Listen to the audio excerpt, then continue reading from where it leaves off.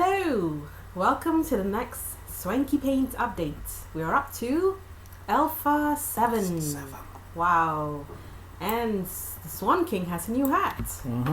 It's a top hat because he's very swanky. Is that a new bow tie? Same bow tie, obviously. Well, he has a collection and he washes them, and he doesn't just wear the same bow tie all the time. That would be disgusting.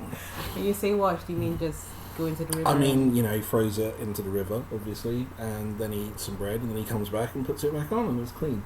Nice.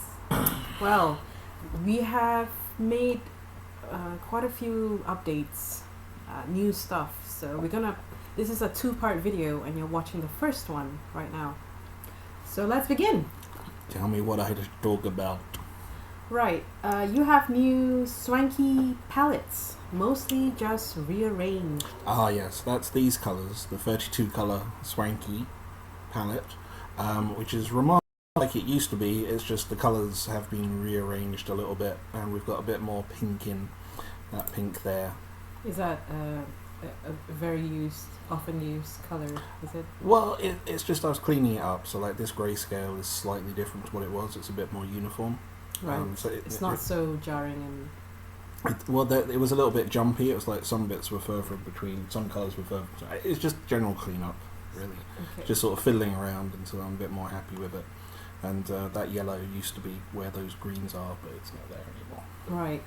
Okay. Just move it around, which we've got that sort of half yellow. That's a new one as well. Halfway to green and yellow. Well, it's halfway between that one and that one. That I mean, basically, it's the Swanky 16 colour, but each colour has been blended between. So that green is in the 16 colour, and that green is in the 16 colour, but that one isn't. So there's it's a blend. kind of an alternate. It's just an extra 16 colours, kind of, just going in between. So that's like an added. That's an added one, and literally you go through like that, and you get the added ones in. Cool. Next one is outline, inline, now works as expected. Yes, that was a slight bug, which is when you do a sort of a brush, so you pick up a brush like so, and then you press outline, and you get an outline. Let's go for a different colour. Get an outline. You can see that it's now doing above, below, left and right, whereas before it was doing top left, top right, bottom left, bottom right as well. Right. So it's less of a blocky outline, it's more as you would expect it, which is why it's labelled as a fixed, because I got it quite wrong in the first place. So it's okay, I prefer that actually, because the blocky ones was a bit too thick. That's super. That's indeed super. so yes, outline. There we go, that's fixed. So that's outline and inline. Outline and inline, so when it goes back the other way, it undoes what it does. Right. Okay, so the next one is a simple remap of the menu actions. That's hidden inside the brush menu up here. There's a remap brush and there's a remap image. And in order to do this, you've got to have two palettes. So if I open up another something or other and load in something with a different palette, which I think is Demon Book. Yeah, that has got the the NES palette. So this has the NES. If I pick up a bit of it, you'll see it's a brush, but if I go to my original image, you'll see that the colours are all over the place. So at this point you've got a brush with one palette and an image with a different palette. So we can remap the brush so it fits into the current palette. Right. And so now you can see it. Obviously it's got the proper colours. Or if I go back to this, pick it up again and come back, see, brush is bad again. So now if I remap the image, remap the image, now the brush hasn't changed colour. Well, that'd be a bug. That's happened before. That's probably the same thing. I think it gets a little bit confused. But okay, so that's slightly broken.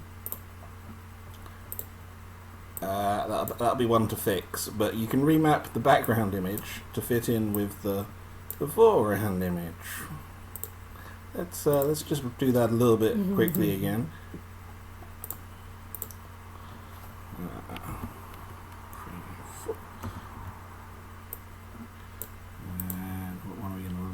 with because I didn't actually get one.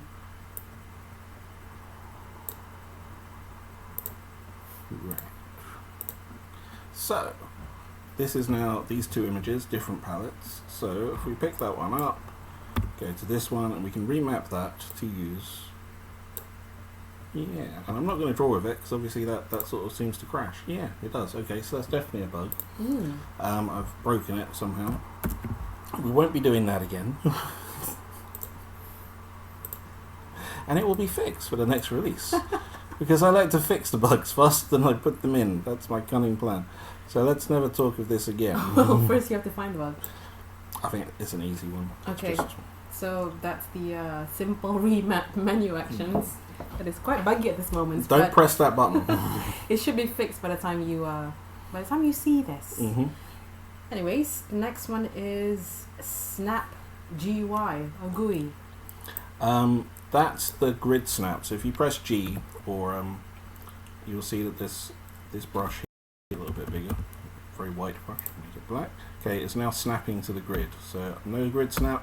Grid snap, so it's snapping onto the grid, and you can see the grid being drawn with the slightly darker lines around the pixels as well. So this is the grid snap.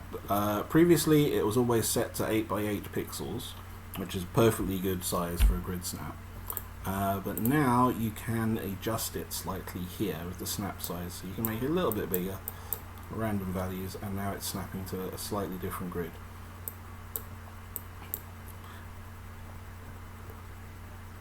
The huge snapping. There you go. So you can adjust the grid side, and when you pick up a brush, obviously it picks it up at the same. So it's very good for doing tiling. Yeah. Tiling magically across a. Well, yes, it's a grid snap. If you know, snapping good. But we put that back down to 8 because that's the useful one that I prefer, I believe.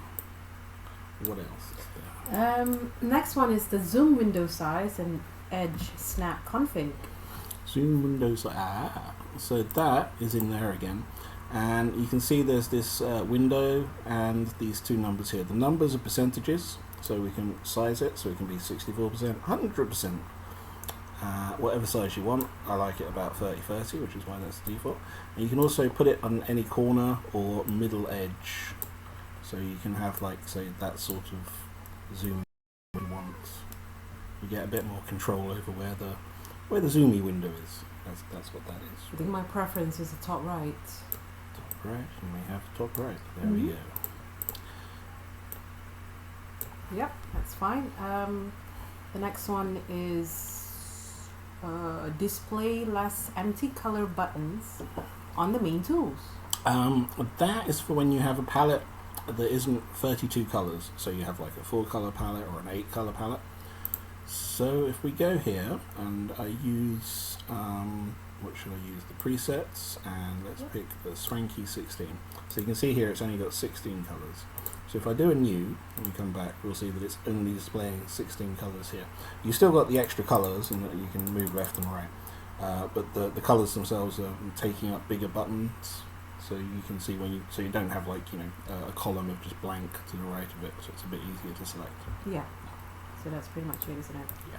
And next we have the press F for fill mode. Yeah, we've got an actual fill mode, which if I draw something slowly so we don't have any holes, and we can now fill that in, and the fill button is up there as well, obviously.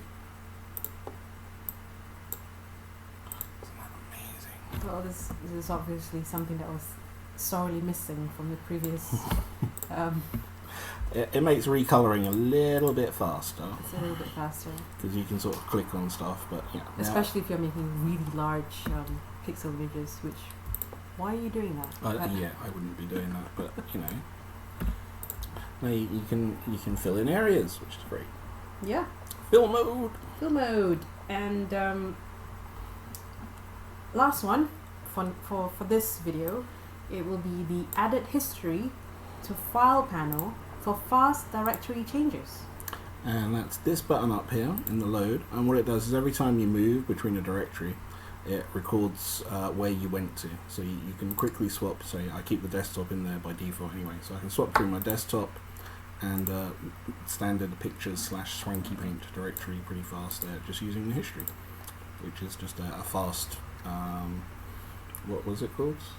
Much like a bookmark. Bookmarks, that's the one. Yeah, sort of also bookmarks when you're moving around, which is very good if you've got two directories that you're moving between. And that's it. And that's it. That's the That's file it for- requester. Should probably point out that this is a handmade file requester because it's designed to run without any sort of GUI operating system at all. So the reason it's a bit not quite as fully functional yet is that I haven't finished making it. It's just sort of got to a point where it's usable, and then I've put it away to come back to it later. Well, it will gradually get better. It'll gradually get better. It'll probably change too. Yeah, I think it'll change once we decide to actually put some design into it. Well, if you can tell, the Swanky paint is not entirely designed yet. It just has some icons on it, and that's pretty much it. But you'll get there soon enough. And there it is. I'm still filling. Alpha+7. Yes, Alpha+7, and there's actually more stuff to talk about than what I've already shown. So That there'll will be be in the next part video. 2 soon. And there you go. Thanks for watching. Bye bye. Bye. I have to find the off switch.